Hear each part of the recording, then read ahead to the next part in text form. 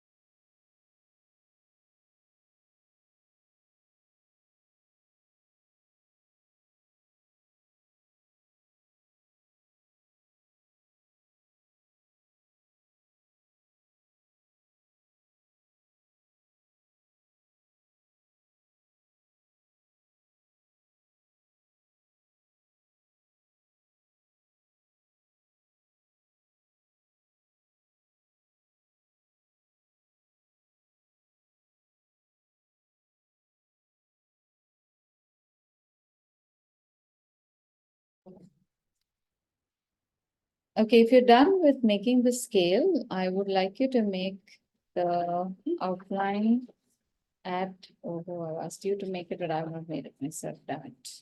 So,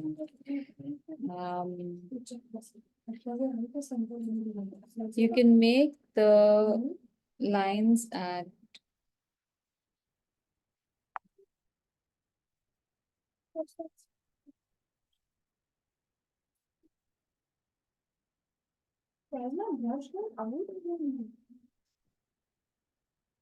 when you come to the edge, sorry, one second.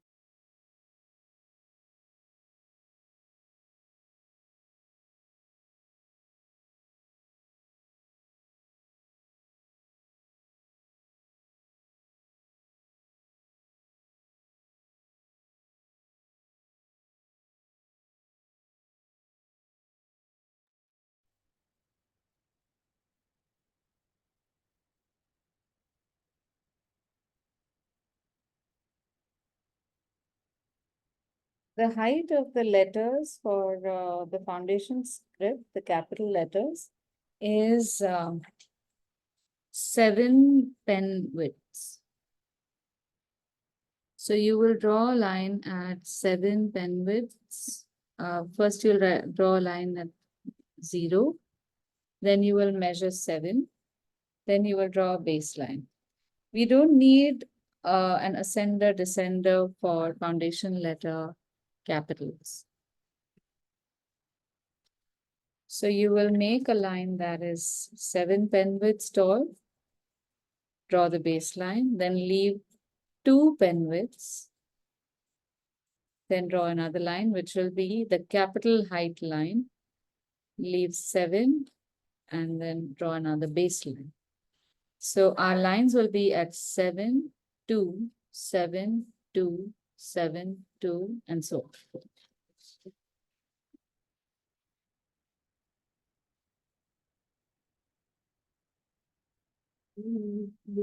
This green. Not bad. I wanted to. This one. See. This. But that's not green. No, not green, as in the teal. But the teal comes from mixing two colors. So mix. But now that I've done one, should I just cut it? No, change color. Aditi, do we need ink today? Do you have ink? Yeah, I'll just have to get it, I guess. No, so right now let's just finish these letters. And Okay. later on, maybe if we finish these fast enough, then we can practice writing these letters with ink. Okay. Okay. I'm sorry, I've So completely blanked on what I had asked you to prepare for today. But I do remember that we had finished just the minuscule letters. So I prepared to show you the capitals as well. But you had asked us to get ink, fountain pen ink. huh. ठीक है, so let's finish this up and then we can try writing the letters in fountain pen.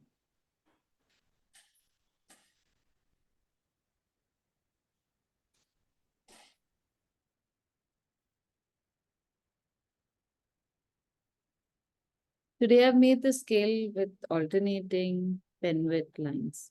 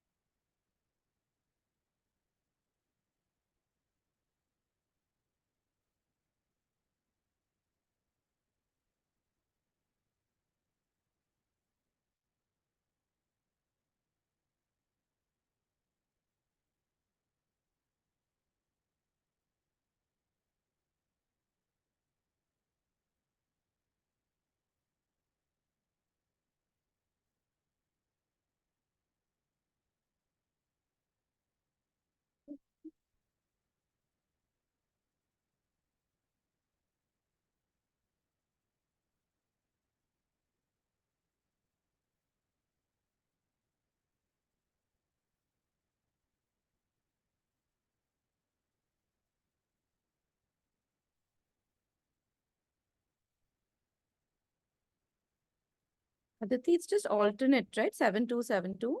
Correct, yes. Who has joined recently? Oh, someone went out and came in. No, Anju, have you just joined?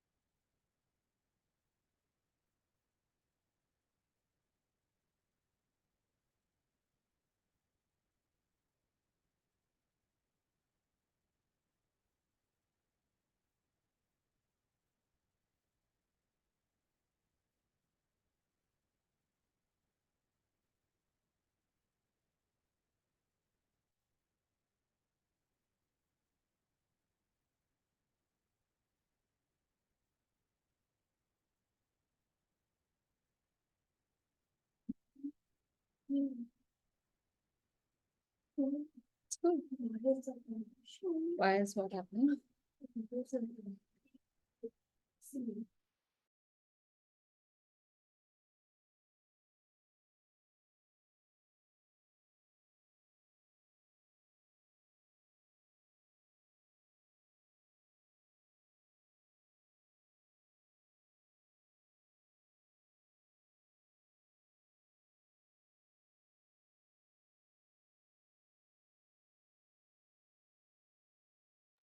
I had a question. I have made the guidelines.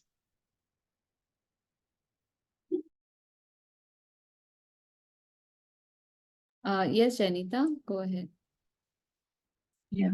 So the measurement, when I'm holding the nib, everything I'm holding it vertical, like 90 degrees and all, but I don't get it so like a square like yours. It's little the finishing. Yeah. So when I measure it, it's 3 somewhere, somewhere it's 2.5. So what am I doing now? Where you see the edge sideways, your pen is sideways. Even though you start upright, it's possible Hmm. that by the time you come to the side, it turns sideways. Oh, okay. So maybe a 1 mm difference is fine between these, because that's bound to happen in some places. We won't be able to very robotically place the pen, but it won't be like a half centimeter difference. That's a bit In much. one place, one is 3, one is 2.5. Yeah. Otherwise, everything is consistent. So it's possible that over there, the pen shifted a little bit, and instead of drawing a line that's this thick, the moment the pen shifts sideways, you might reduce 1 mm in there, or even less than an mm. But when you add up 7 of those pen lines, you have effectively reduced a larger space that could amount to maybe 5 mm. But don't worry right now, just identify that mark with the pencil, just put a cross in that set of guidelines, and we Okay. can move forward. It's typical thing. Okay. All right, so I think everyone is done. I'm going to show you how to begin this. Now, this is going to be a slightly taller space for everyone. Hopefully, you will not see that zigzag line. Okay. Now, remember that the angle of the brush is supposed to be, your pen is supposed to be about 30 degrees. And let's just go over how to calculate that 30 degrees.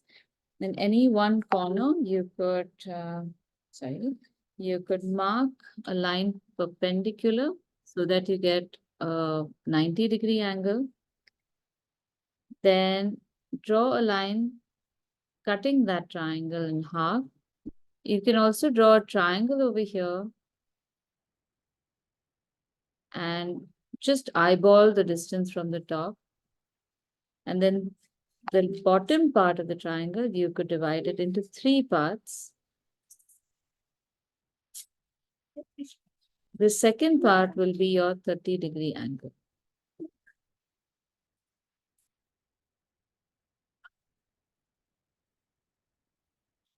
So at any point when you are in doubt, you can always go to that corner, angle your pen, and then come back and start writing.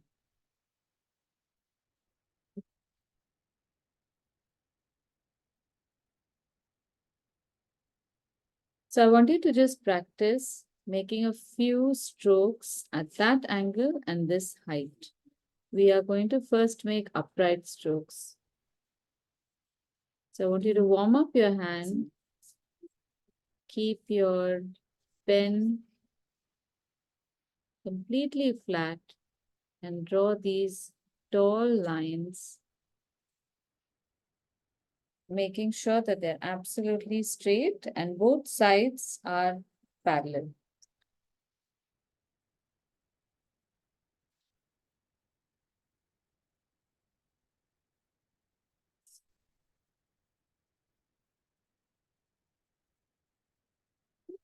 No?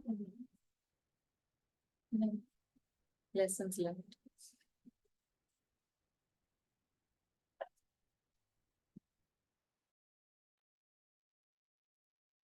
Aditi, I think I'm not getting it. I don't know if you can see my page. Yes.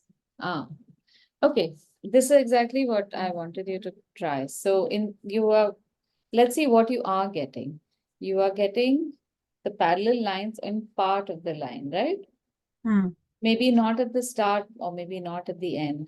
Hmm. So keep making these lines and time them according to your breath. See if you're holding your breath. So with every exhalation, make a slow line that comes down, slow controlled line that comes down. Sometimes when you're holding your breath, your hand can become a little shaky. Sometimes when you start the line, you start off at an angle and then you straighten it out. Only after you have put in a few lines, you start realizing what you're doing wrong. Your hand becomes strong enough, and maybe by the 8th or 10th line, it will start becoming at least parallel. That's the first thing. Second thing is trying to make it perpendicular to the baseline. Initially, it could be leaning leftward because your line might go towards the right, but then little by little you can straighten it. Okay, so use this entire first line to practice this and get it straight. And Sonam, I'm going to advise you to tie up your hair Okay. because that can be very distracting. Anyone who's got hair loose or coming in their face, that can spoil your lines. So I guess I'm not holding my pen at the right angle. you could be holding it right, but sometimes even if you hold it right, the way I see your line, there's a zigzag. But in some places, I see you're getting part of the line like mine. So it's a matter of maintaining that. I think your hold is fine. Okay. I'll try.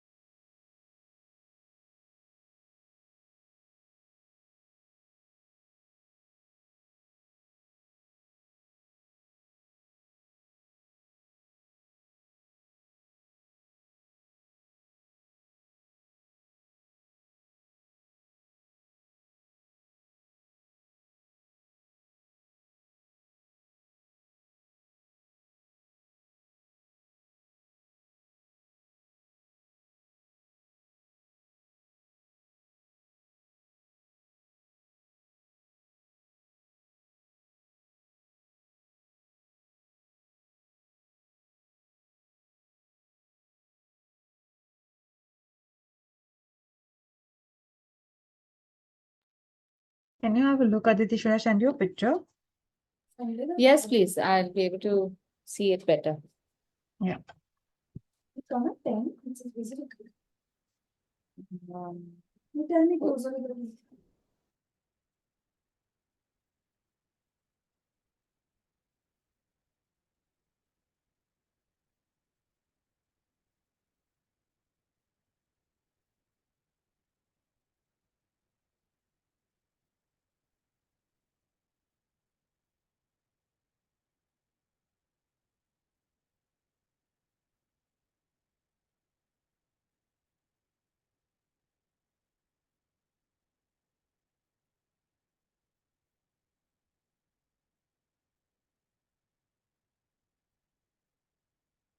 Um, Yeah, Sonam, it's looking good. Now I can see that the angle of your pen is in the opposite direction. So instead of holding the pen like this, you are holding it exactly opposite, and it's probably making your life very cumbersome. So the thumb on the tall side, pointer finger on the short side. Tilt your brush a little, pen a little to the right. Place, hold it upright, and then bring the line straight down. Okay. So the right side top and left side bottom should be the protruding edges. Just send you a photo again. Done.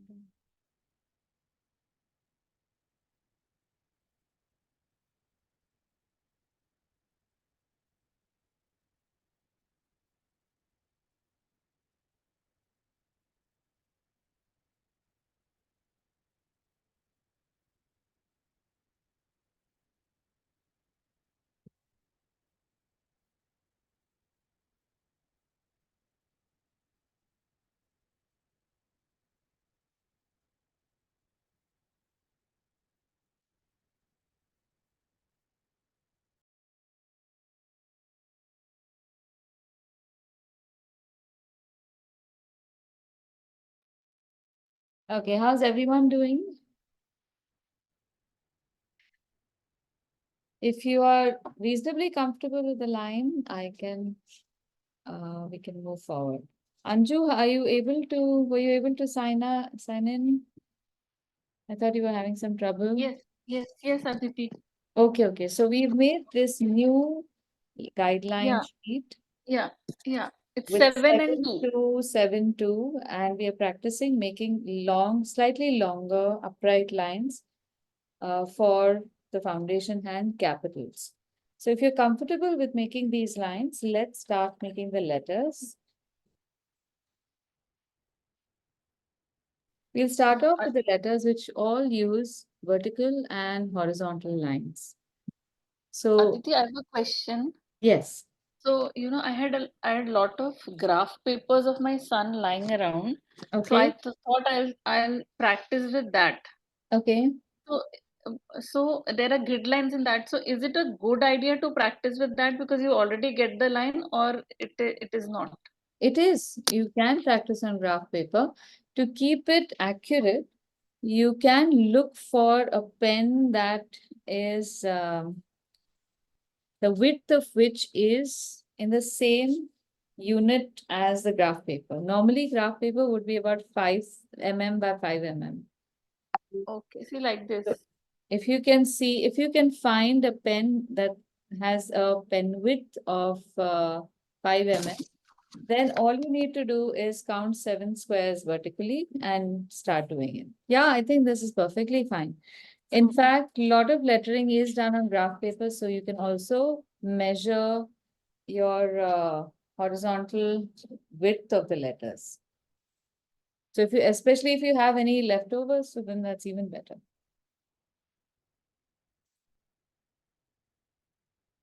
Okay. So we'll start off with the first letters.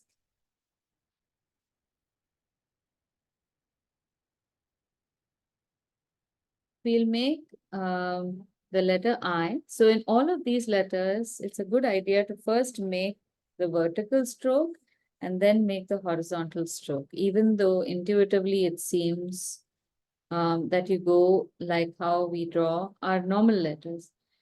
But starting with the letter I want everyone to please just look up. Don't stop practicing, because if you don't see how I'm drawing it, then you might you might ask me to draw it again. So just see this. Draw the vertical line first and keep it above the baseline. Don't go all the way to the baseline. Then draw a line from a little to the left, maintaining your 30-degree angle in the top and the bottom. So this is a very short line. This is 1, 2, 3. Right now, if your lines are still not coming straight, even mine has come a little slant because I'm trying to show it on the screen. It's okay, it will straighten out as we proceed.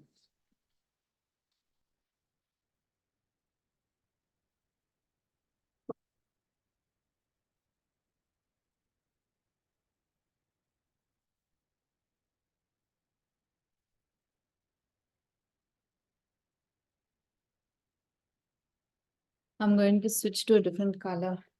Hopefully, size won't change. Yeah. The next letter, sorry, we will make the letter H. In that, you will make the two upright lines first, then the horizontal line, and then you will make um, the Is there a width measure for the eye? Yeah, this horizontal line. no, it's No. very visual, so just a short line is good enough. Many of these won't have an absolute measure. So this is how I will do it. Please observe. I'll make the letter first because you can control this. At midway point, you will make the crossbar and then you can make the serifs. So as far as possible, as a beginner, there's an advantage in repeating similar lines if you can help it, so that your grip remains active and you can quickly make the same size. If you have to keep changing the nature of the line, as an intermediate or advanced students, you can do whatever you want. But in the beginning, it helps to draw the same kind of line together and then draw the rest. Also, it helps to measure the width of the line or the letter when you draw these in this manner. You draw 1, 2, 3. So 1 and 2, one after the other, so you can measure it. 3 is very easy once you know where the ends are. And then these become easier. Aditi, when Yeah. I'm making the straight lines, in both I and H, I noticed that there was a gap when I made the serifs. So is it just, I just need to take it a bit more lower Well, let me see where you see the gap. at the bottom serifs? Yes, you can go slightly lower. Okay. But I don't see your guidelines anywhere. I'm actually using the template as the background. I mean, I'm doing it on printout, but I have my guidelines in the book. Okay. No, that's fine. So in that case, yeah, just make sure that it doesn't overshoot the guideline also. Yeah. Or when you're making the serifs, they are not on top or below the guideline. Aditi, I'm unable to get the angle for the serifs. No, it's the same. You have to hold it at 30 degrees and make a horizontal line. So if you're not getting a serif, if it's like this, so if it's like this, that means your angle is upright. Tilt it a little to the right, and you should be able to get it. Tilt it a little more, like a 30 degrees, and you should be able to get an even better line. So just see whether your tilt is accurate or not. Okay. All right. Next is the letter T. It's pretty much the same. You draw a line upright, then a horizontal line.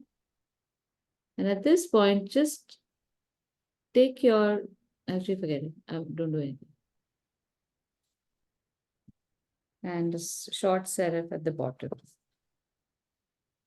So you have 1, 2, 3. So there's a little bit of manipulation that you will see in some letters over here, where the stroke goes upward and becomes narrow. I have eliminated that right now because that would just add too much pressure. We'll come to that later.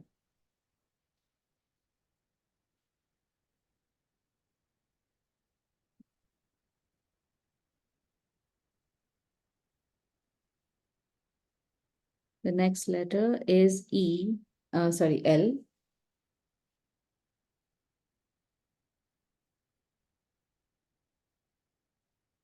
So even for the L, bring the brush a little behind instead of starting from the same point. So you get a nice serif, and this will explain to you how serif letters work also. Why you have a little bit of a wedge shape outside of the main stem of many letters.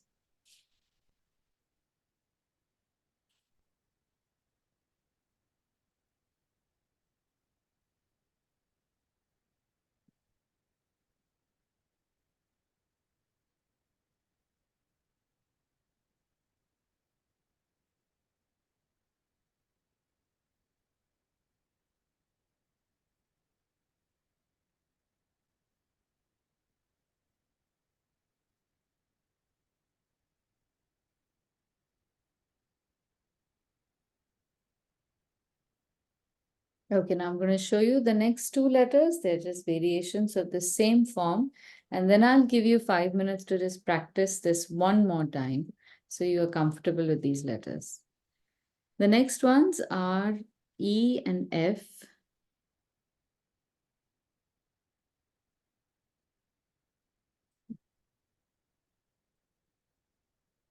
The width of all these letters should remain the same. E and 2/3 of the same strokes is F. And for the F, just a little bit at the bottom will finish off, balance its weight. So bright line first. Now over here, you'll notice often I make my horizontal line first, then the vertical, then the bottom horizontal, then the center. So that's often how people might write the E when you're doing handwriting. But here's where you have to think that you are not doing handwriting. You are drawing perfect lines. So focus on drawing the lines perfectly. So the first line would be the upright vertical, then the line on top, then the line on bottom because they are similar, and then the line in the middle.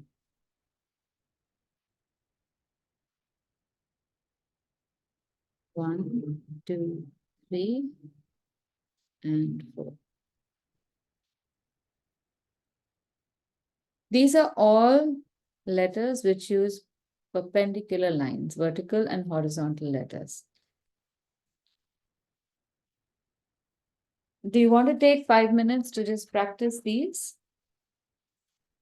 before we move to the curves?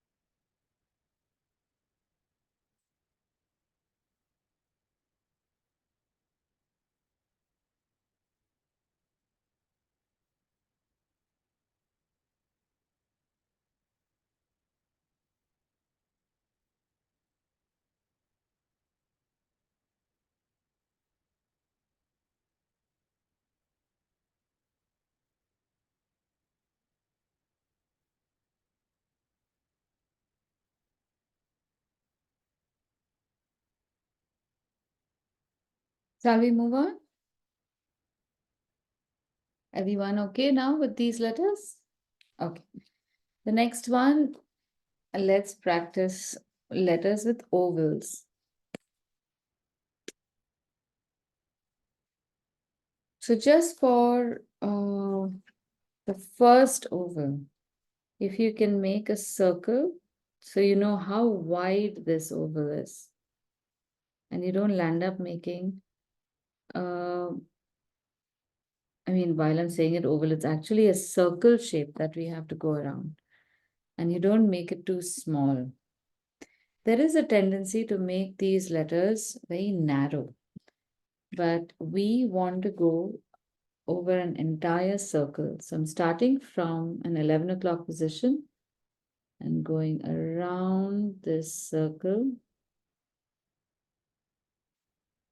from both sides like that. Now, till you know where your circle ends, there will be a few lines where you will go beyond the baseline, beyond the capital height. Allow yourself to do that. You might also make it too short. Let that happen. Now, if it does happen that way, after your pen has dried, just go over the line one more time and correct your trajectory. You can do it with the same pen if you want to. And somewhere you will start seeing where you need to turn in. You might not even have to do it mechanically, like measure and say, okay, at third or fourth pen width, I need to start turning in, or that is one way also of doing it. And then try it one more time, you should be able to do it. If you feel that your shape is not good, there's a chance that you are holding your breath when you're making this shape. There's also a chance that when you're making the second part of the oval, you're turning in too fast.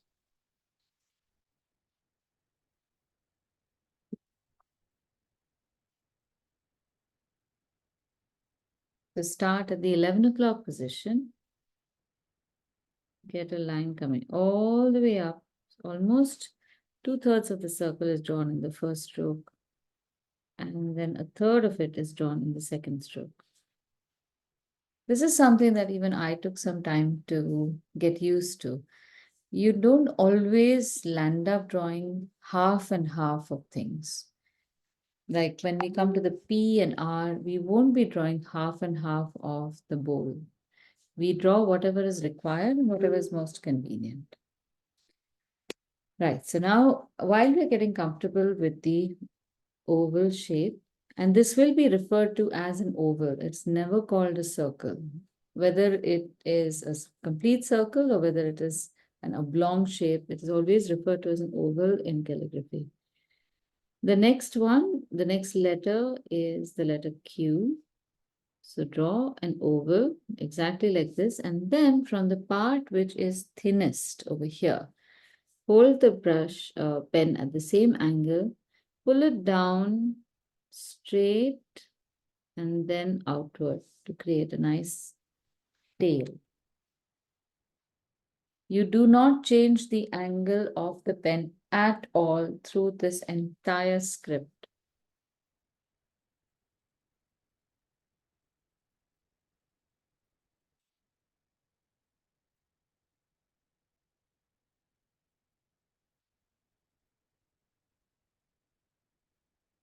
So where the line tapers, it's because I've made the pen turn horizontal a little bit, and that's how it is tapered downward.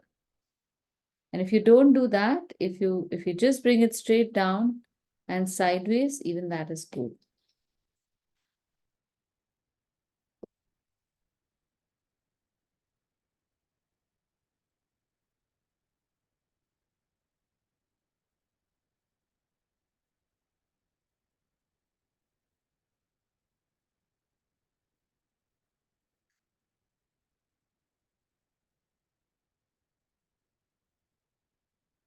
All right, the next letters are C and G. I want you to see them first, and I'll make both of them together.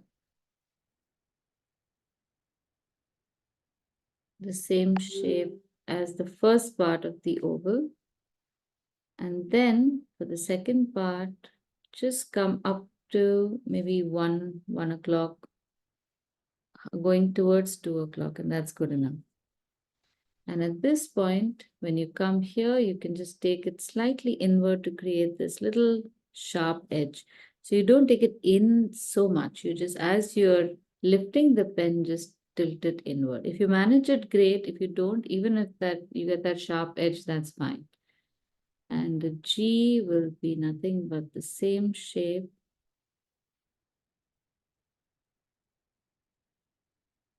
Right below this, you will just bring this line, make a vertical, and then make the horizontal. That way you never mistake the positioning of the upright stroke in G.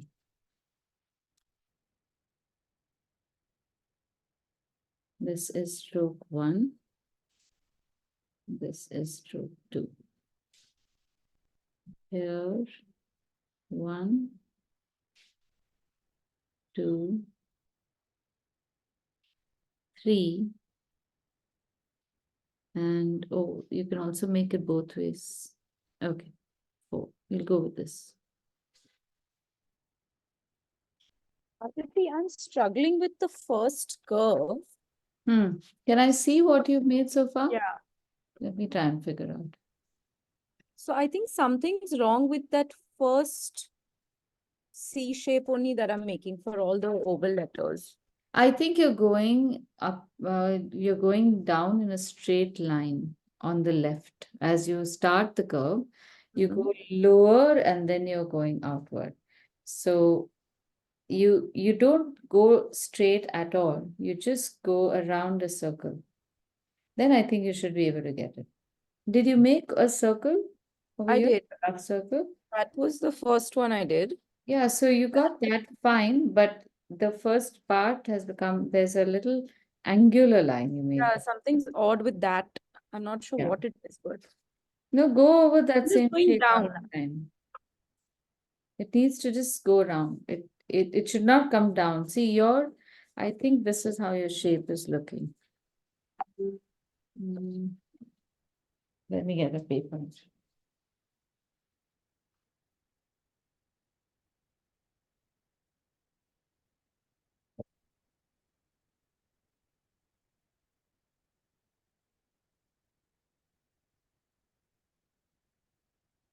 See, I just did one with a little bit more. Is this Yeah, better? yeah.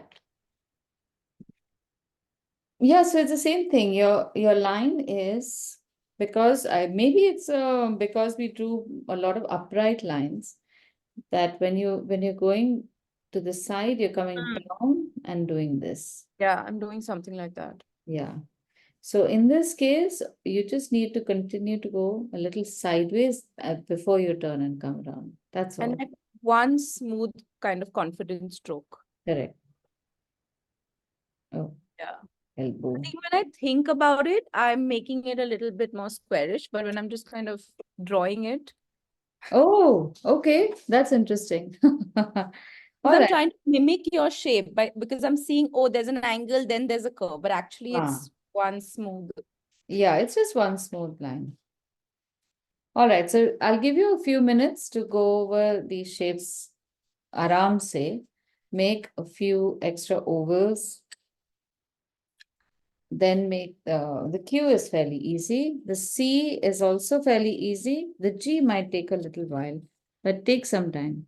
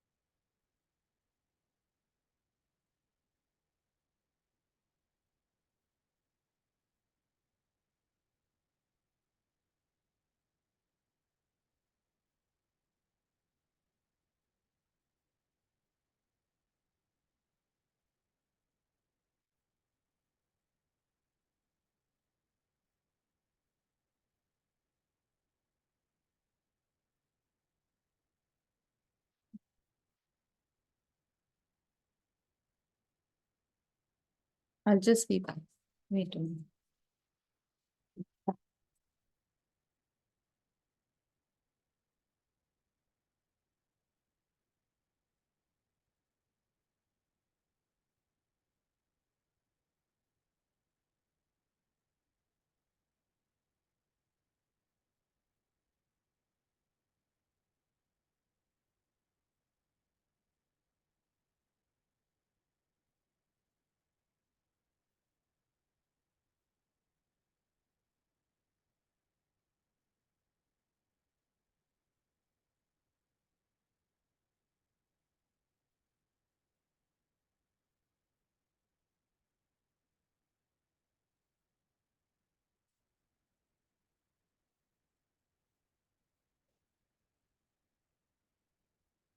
Okay, shall we move on to the next letters?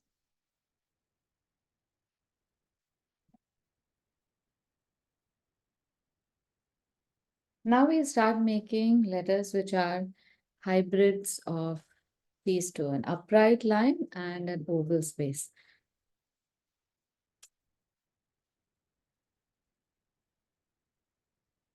So the first letter we make will be the letter D. We'll start with the upright line.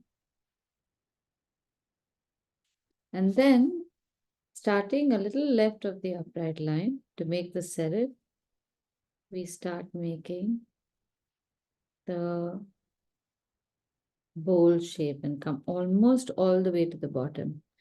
But resist the temptation of going in the opposite direction. From here, you will make a line that comes this way and come and join it up. So you get a nice, graceful, thin line over here at the bottom of the D.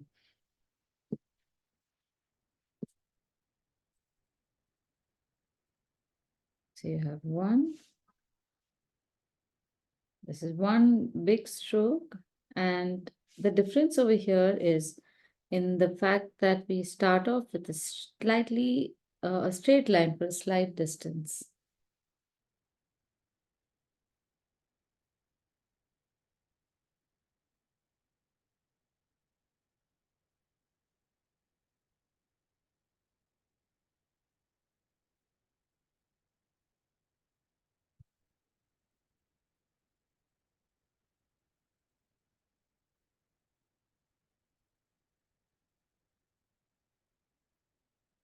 Now, Anju, in your case, since you're working with a grid, you could try and see whether you can fit this within maybe 5 pen widths of 5 blocks or 6 blocks or 7 blocks and see which looks aesthetically accurate, more pleasing, whatever, because you have the option of marking a square on which you can mark these, write these letters.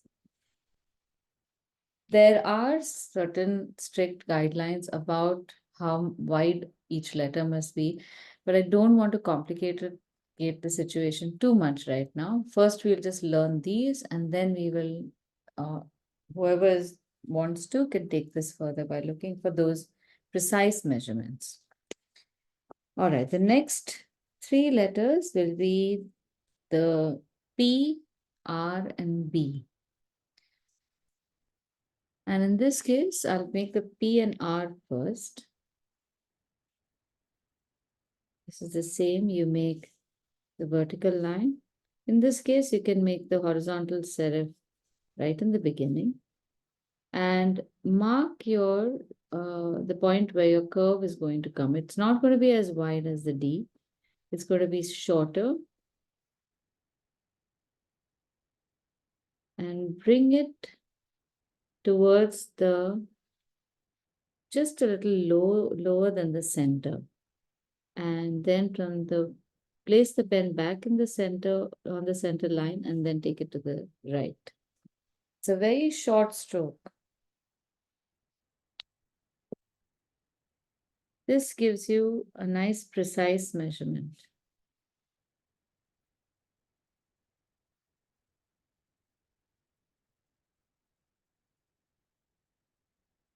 Oh, oh.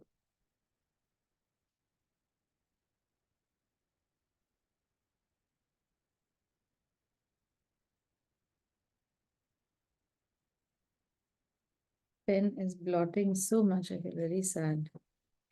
This is how it can look.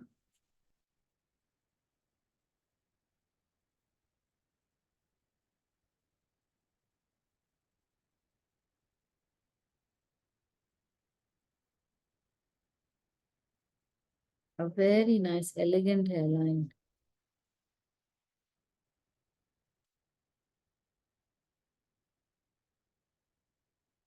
The R will be pretty much the same.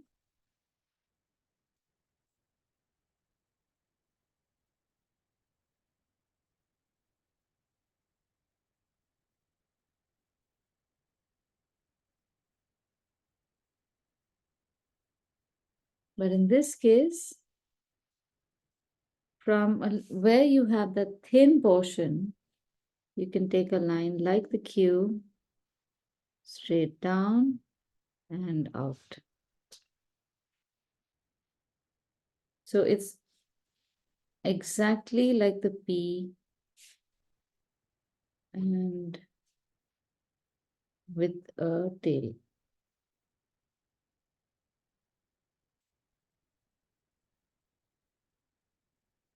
Now these ductuses or ducti that I'm sharing with you are sequences of strokes and directions the way I write them, taken from all sorts of exemplar sheets.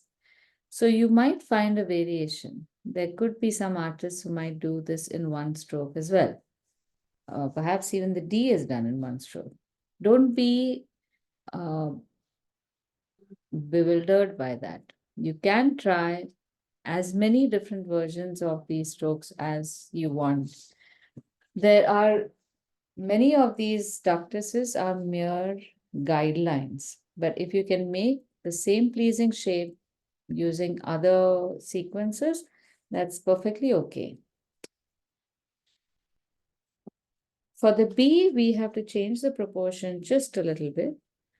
So we will make the oval on top slightly smaller, and the approach to make that is like the D. You can make it smaller, finish it off here, or you can use the same stroke to make a wider bottom and then finish that bottom like so.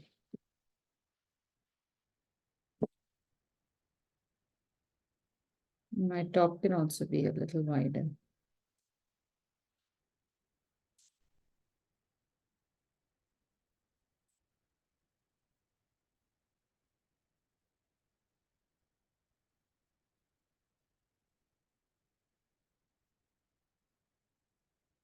Are the letters coming a little easier now?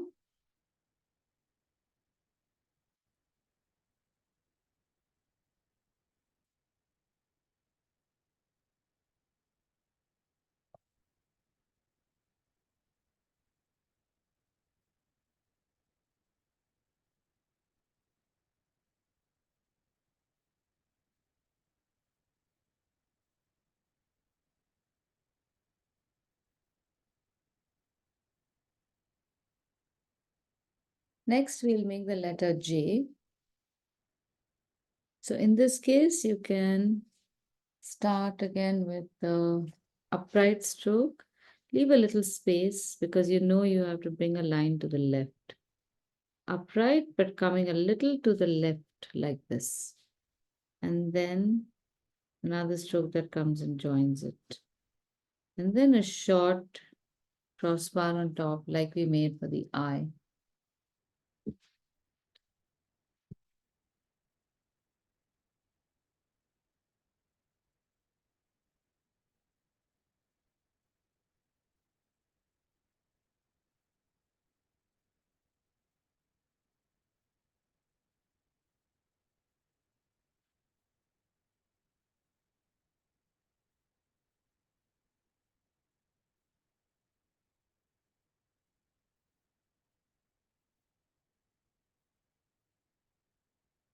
And the last one in this category of straight lines and curves is the letter U. where again you start with an upright stroke and start going a little to the right. And you come far enough, like as if we have come on the the oval.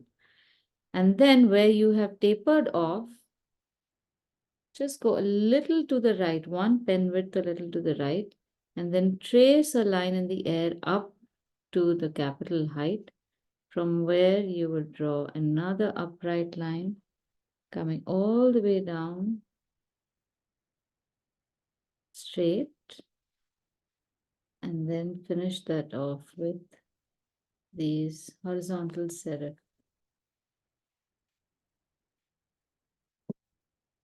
Make this U nice and wide. We want this lovely negative space here.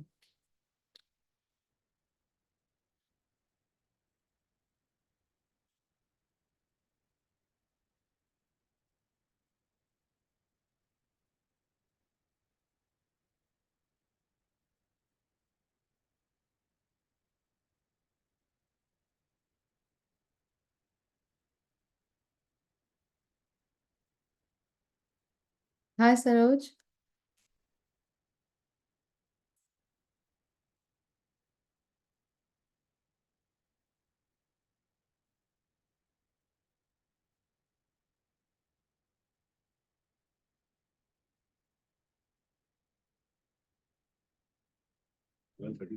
Hi, Aditi.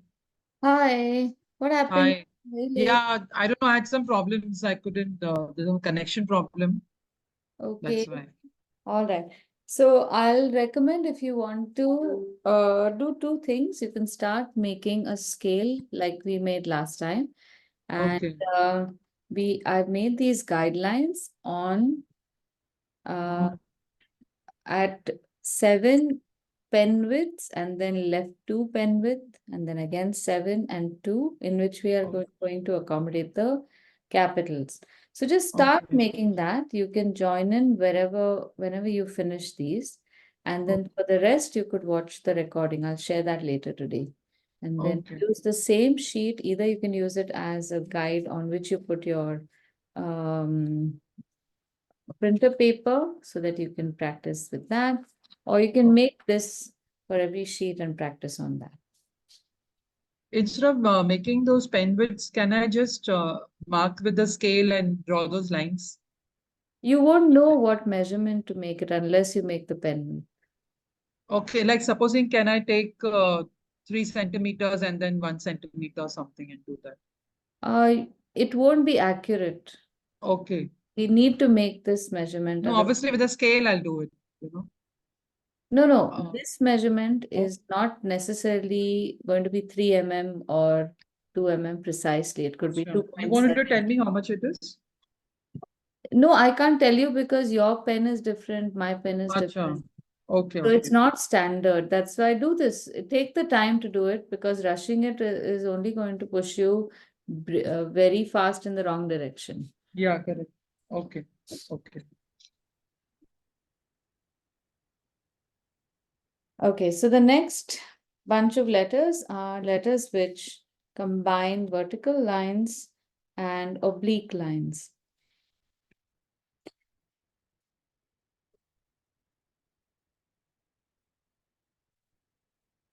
So in this case now, we have a slightly different way of making the first stroke. I just want everyone to see this.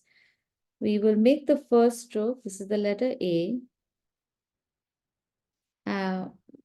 In this manner, we start off with this little serif on top, but instead of going back on the line and making a stroke, we continue that line, bring the line down to the baseline, and then make a serif horizontally, as the line is horizontal, but the angle of the pen remains the same. Now, when we make the the stroke on the left, here I have seen the line become very narrow. So I have turned my pen up to 60 degrees to get a narrow line. And I don't know why this, I've not seen an explanation on the script that I'm doing, but in order to get an aesthetically pleasing contrast between the two oblique lines, One side we maintain the 30-degree line. The other side, if you maintain 30-degree, you're not going to get a thin line. So turn it up a little bit to maybe 60 degrees, but then draw a line coming at 70 degrees or so. So the angle of our pen and the angle of the line are not same. This is thicker than if I were to hold the pen on its edge. And then right back to 30 degrees when you make this crossbar. So it's a very minor movement, rotating that pen. It happens, anyway, it happens inadvertently. This time you can make it consciously happen. 1, 2, 3, 4, 5.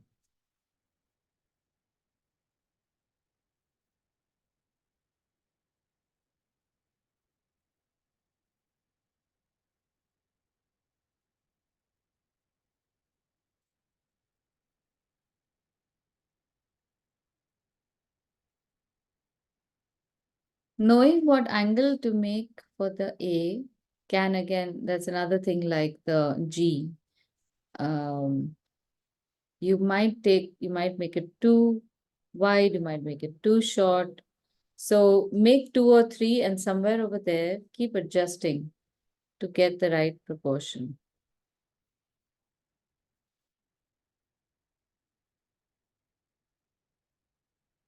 The next one is M. The first part of it is pretty much the same, but we can make the slant a little less, or I guess a little more upright. So this is 1, 2, and 3. And then you can make the next one also parallel.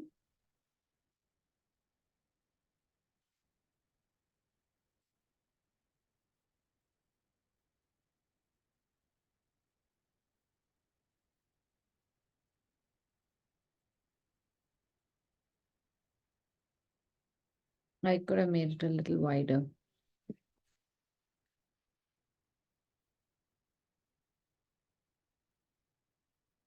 One, 2, 3, 4, 5, 6.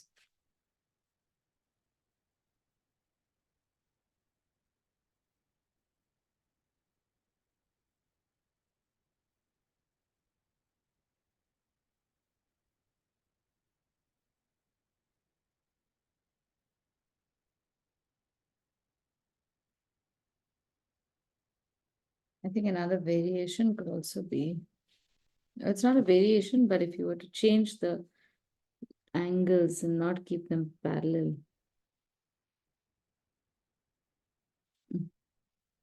Sorry.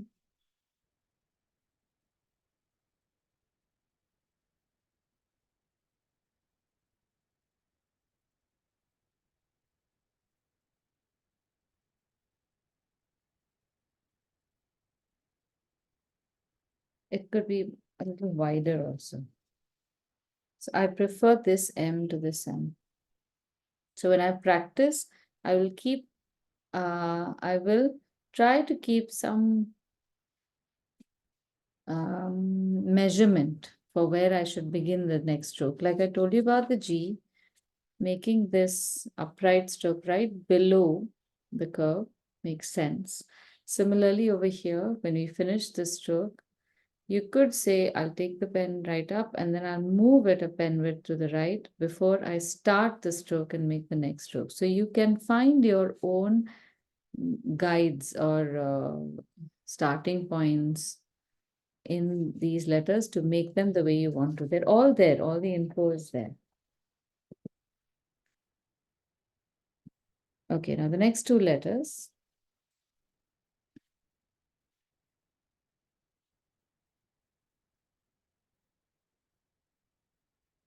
In this case now, we can make There's a little bit of cheating that I do. I can, well, forget it. I won't show you how to cheat. Make this part a little wider. And then again, because we want the next stroke to join right here, trace a line in the air all the way up. Make the serif, and then make the line slightly upright, falling into this V shape directly. And then from the top, from the front, it's fairly easy to do. So my cheating was going to be first make the upright lines and then draw this. You can do that also. But because it's not like as simple as the H where it's the same angle, you have to make it upright, you can cheat afterwards. In a Roman script, often they will make the upright strokes first and then the oblique. We have 1, 2, 3, 4, and 5.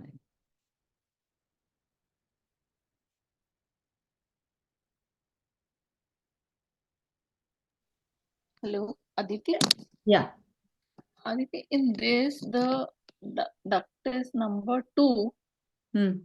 So when you end the line, the duct is number 1, the pen will end at a particular angle.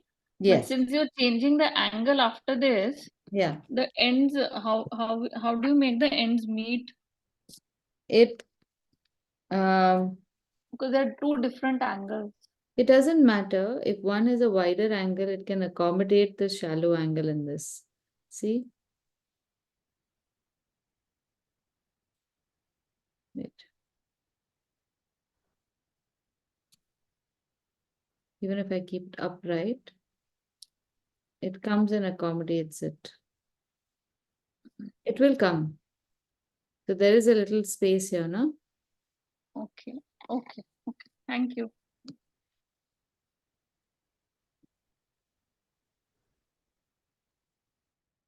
If there is a space left over there, let that space be. When we work with ink, often these tiny spaces get filled up automatically. So it looks clean, but you'll see that mine is also not very clean. It seems to have overshot a little bit. Let it be for now. Okay, okay, thank you. So next one is the letter X. This time make it very wide.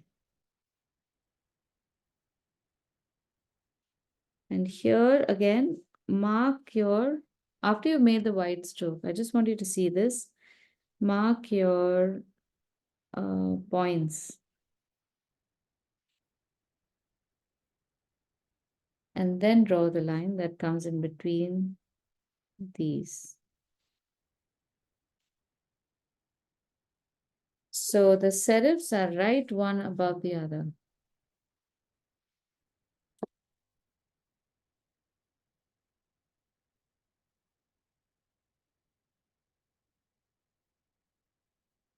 With even the shape of the X, you can play around with the width.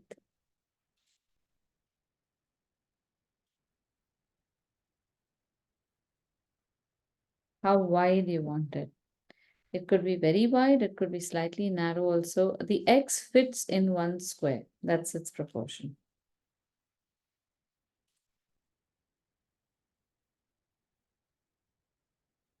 And the last one in this category is the letter Z, which is just 2 horizontal lines, 1 and 2. And with the same angle, you come and join this here. So it's a very, very odd shape. And we can also make a crossbar in the middle. This is best drawn if you draw the top and bottom line one below the other. It's a game changer.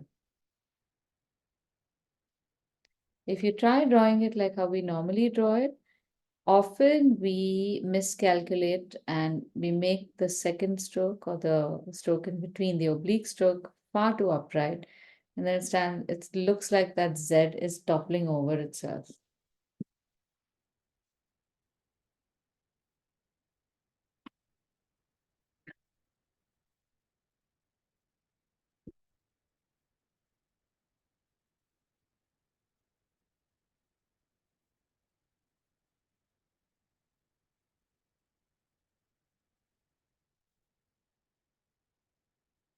Oh, we have one more letter in this category.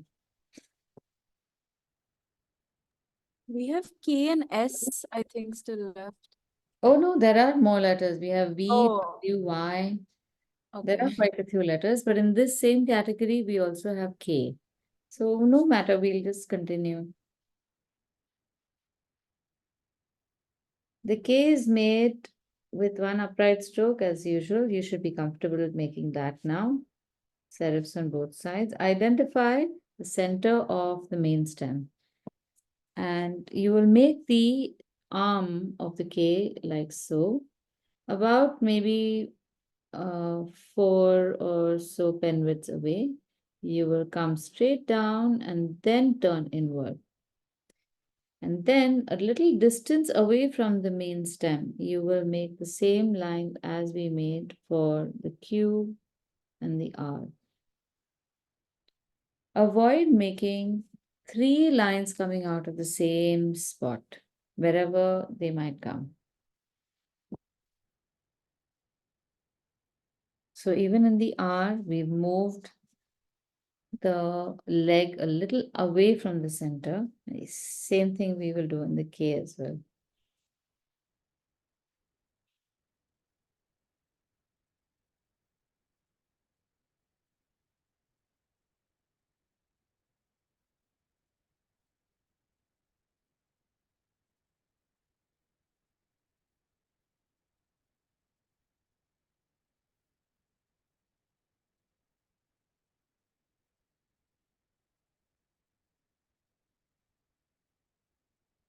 Okay, the next two are V and W. So just look at this stroke. It's slightly different, a little counterintuitive. One might think that we can just do this V shape and get away with it, but no. Here, there's a very interesting shape that's been introduced. You make you bring the V out in a curve like that and then take it down. And then again, I like to make my line in the air before I bring that horizontal, sorry, the flat line towards the bottom.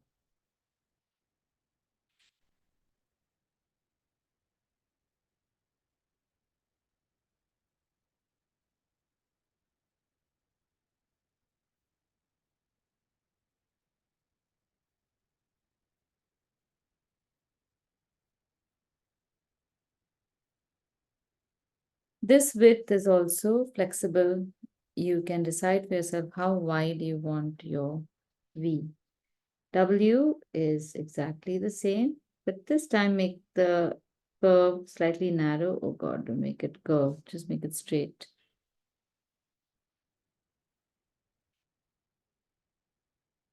Second curve coming out. So only when it is exiting the serif, it is slightly curved, but the rest of the line is straight.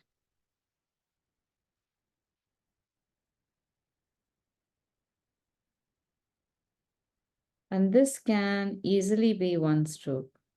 1, 2, 3, and this can be 4.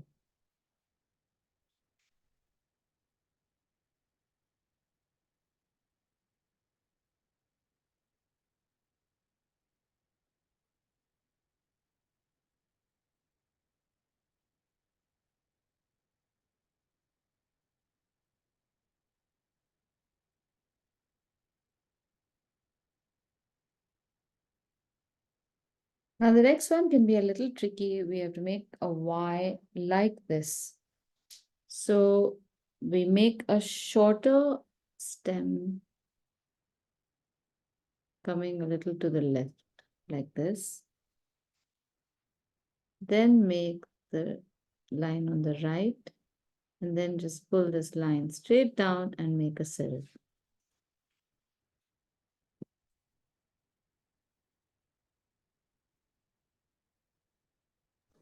Aditi, this Y is there another with a little curve at the bottom? Curve at the bottom. Oh no, in the stem of the glass, meaning of the No, Y. No, not for the foundation. I haven't seen that. I think it's in the cursive, in the small letters. Yeah, it could It's the small letters, but be in small letters.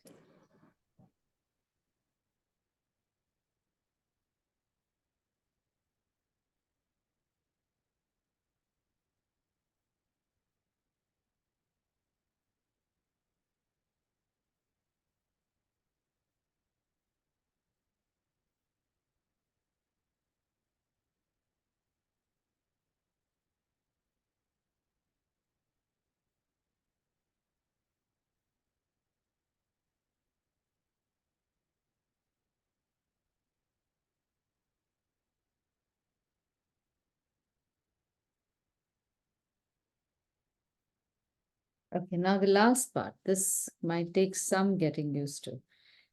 1, 2, 3, 4, 5, 6, 7. So at half mark, just mark a line at half. At this point, you can draw 2 circles, one above, one below the other. And mark a line at half of those circles as well. Now, this has nothing to do with our pen widths, just the space. From the left side of the top circle to the right half side of the top circle, draw a line. And then draw a curve on the top and the curve at the bottom. So this will give you an idea of the proportion of the letter S.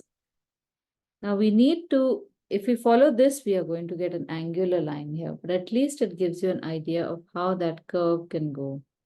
So you start over here, you go sideways, a little lower than this line that joins the middle left and middle right of the top and bottom respectively, and create a very graceful curve which can then come and join here. So once you have made this shape, you get an idea of how low you start the letter S. Often we'll end up starting the S so high that we overshoot the baseline and the capital height. So you start the S much lower, please observe, and quickly make that turn as well. So it's a quick turn so that you can then accommodate the rest of the letter nicely, one above the other, and well balanced up. Aditi, this is the same as the lowercase s, right?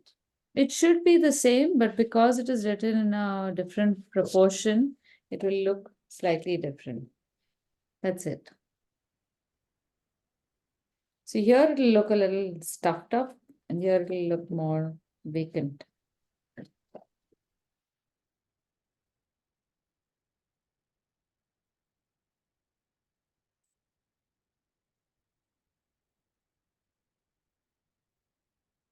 Okay, so we have 5 minutes. Those of you who want to practice with ink, you can pull out the inks today or next week. And Janita, if you don't mind, just remind me. I'll also pull out my inks in advance and I'll tell everybody else also. We can use an ink pen, a dip pen to write these letters or other letters with ink. In the meantime, just to demonstrate how this lettering works. Now, our minuscule letters were written across 5 pen widths. So you can make your 5 pen widths in the same space.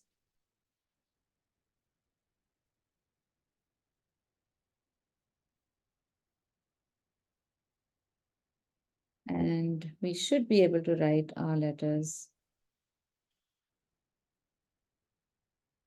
in this space.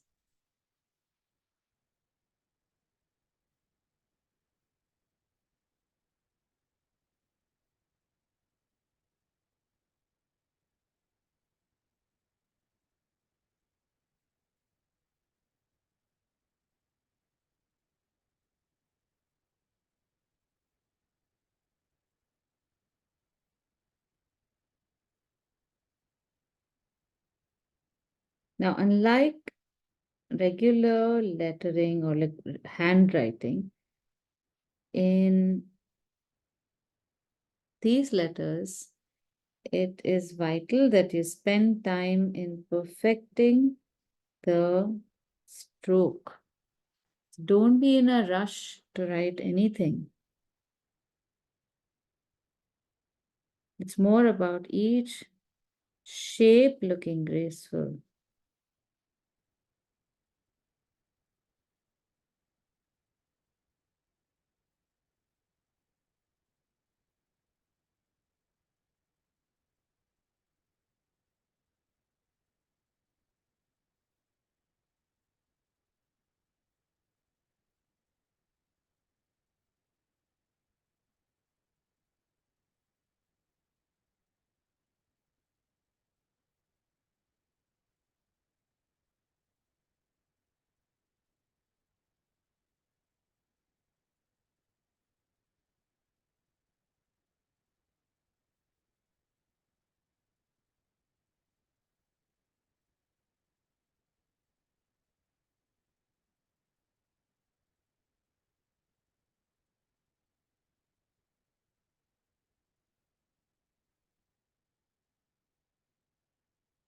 And all of this, my pursuit is to also try and maintain nice spaces between these shapes.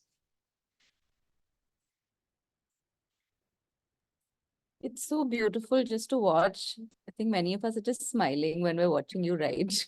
That is so sweet. That's true. The Tuesday is looking so beautiful. So this is the minimal you can practice. It's not too difficult, I'm sure you agree. And it's all about just maintaining spaces, shapes, keeping your shapes consistent throughout. So next time when you are lettering, use pens like these. These come in a variety of thicknesses. This one is a 3 mm pen. You get a 2 mm pen. So you can write these letters in small formats and put them all over. Okay, I'm going to demonstrate one thing. I do this in my kitchen. I'll share with you.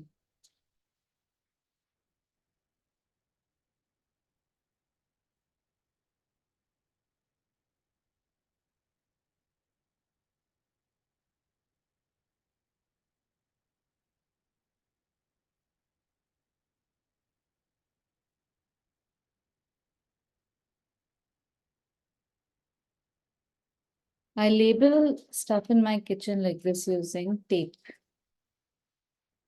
I try to reuse many jars.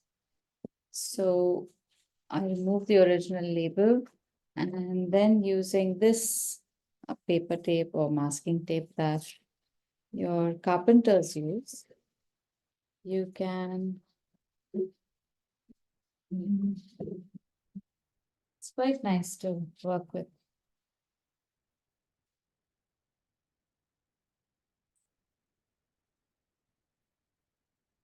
You can tape this because the glue is light and it is reusable. Tape it on a surface that doesn't have too much dust.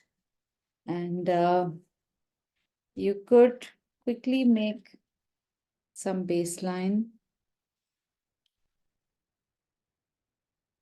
Next slide.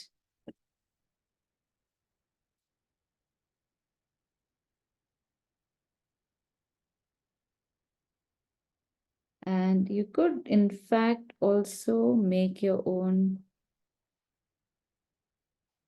guidelines because they're so pretty, they can look like a very nice embellishment.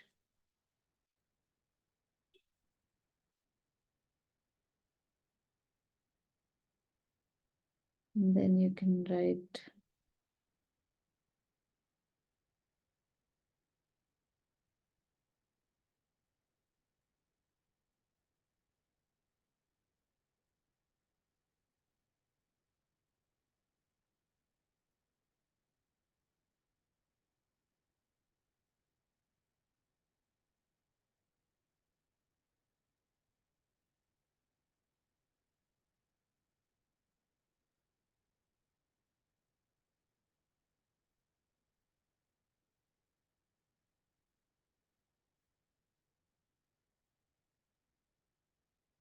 then let it dry because you've seen what has happened over here.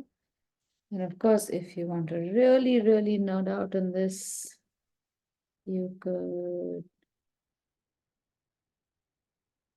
flourish, draw some flowers maybe, or whatever is your fancy.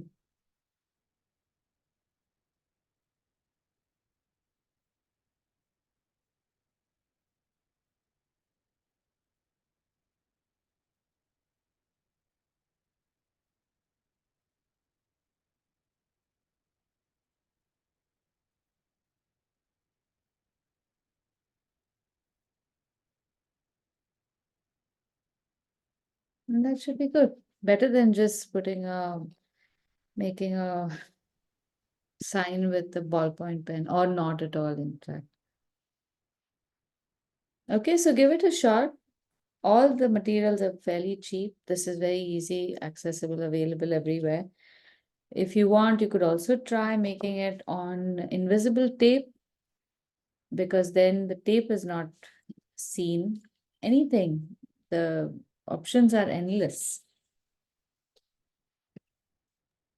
Aditi, can you send a picture on the group of your exemplar? Yes, I'll do that. I send it every time. Yeah. Okay. Thank you. Okay, so during the week, if you feel you're practicing and you need some help, feel free to put it on the group. I may not be active on the group, but I keep looking at what everyone is doing. And if you make some of these, do share that also. Any questions? Okay. Okay, cool. So then next week, please pull out your inks, whatever inks you have. And those of you who don't have ink, you could just make some coffee or something, pull out some popsicle sticks, and we'll just have fun with that. Okay, chalo. See you then. Bye, everyone. Thank you. Bye. Thank you. Bye. Bye.